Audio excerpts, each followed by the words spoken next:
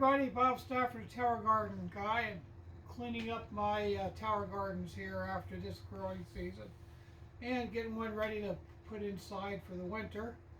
And I found a non-toxic way to clean the tower gardens.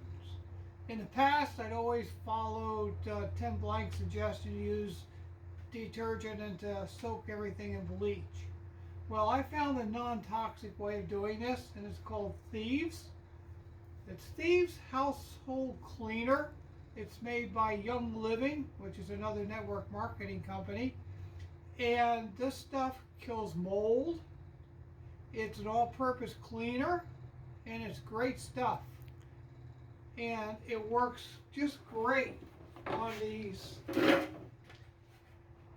sections here. Here's one that I finished cleaning. It's nice and clean.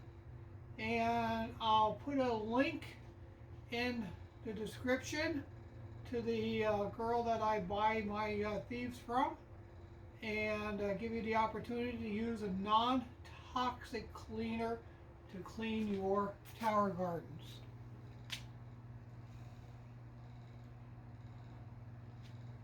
So this is Bob, the Tower Garden Guy, signing off. Bye.